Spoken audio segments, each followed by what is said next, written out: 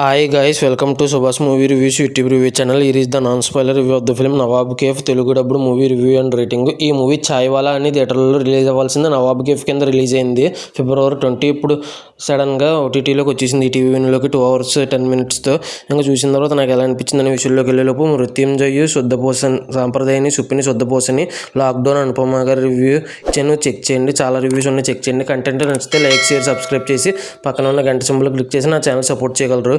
Movie ఎలా అనిపించింది, story plot, plus points minus points rating ఇస్తాను కాబట్టి నా రివ్యూ చివరి వరకు చూడండి. మూవీ విషయానికి వస్తే నాకైతే డీసెంట్ వాచ్ కింద అనిపించింది. ఇంకా స్టోరీ ప్లాట్ విషయానికి వస్తే హీరో చదువుకుందాం అనుకున్న హీరో తండ్రిని నడిపే చాయ్వాలా షాప్ని కంటిన్యూ చేద్దాం అనుకుంటాడు. తర్వాత ఏమైంది అనేది రిమైనింగ్ స్టోరీ. ఇంకా ప్లస్ పాయింట్స్ విషయానికి కనుక వస్తే hero and heroine Rajeev Kanakala గారు చాలా బాగా చేశారు. ఇంకా కసిరెడ్డి అనే యాక్టర్ ఉంటారు, అతను కూడా బాగా చేశారు. ఇంకా హీరో వచ్చేసి శివ కందుకూరి అనేది ఎంతమంది తెలుసు కింద కామెంట్ చేయండి. ఇంకా అతను కూడా వచ్చేసి చూసి చూడంగానే అండ్ భూతద్దం భాస్కర్ నారాయణ అని 2 మూవీస్ ఉంటాయి, ఇతనివే హీరోవే. ఆ సినిమాలు కూడా బాగుంటాయి, చూడకపోతే ఎవరైనా చూసేయండి. ఇంకా ఈ మూవీ వచ్చేసి తండ్రి కొడుకులు ఎమోషనల్ సీన్స్ బాగున్నాయి, కామెడీ సీన్స్ కూడా బాగున్నాయి. డైరెక్షన్ విషయానికి కనుక వస్తే ప్రమోద్ అర్సాని డైరెక్షన్ చాలా అంటే చాలా డీసెంట్గా చేశారు.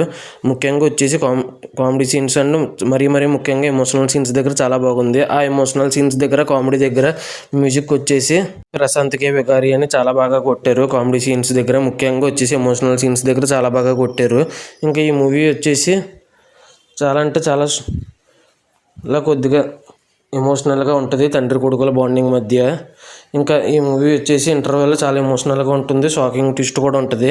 ఇంకా క్లైమాక్స్ కూడా కొద్దిగా ఎమోషనల్గానే ఉంటుంది. ఇంకా మూవీ వచ్చేసి ఫస్ట్ హాఫ్ కొద్దిగా స్లోగా ఉంటుంది, సెకండ్ హాఫ్ చాలా స్లోగా ఉన్నట్టు అనిపించింది.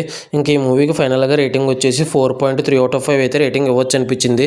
ఈ మూవీ ఎంతమంది చూసుంటే మీకు ఎలా అనిపించింది, మీరు ఎంత రేటింగ్ ఇస్తారనేది కింద కామెంట్ చేయండి. చాలా రివ్యూస్ ఇచ్చి చెక్ చేయండి. Thanks for watching. Jai Hind, signing off, bye bye.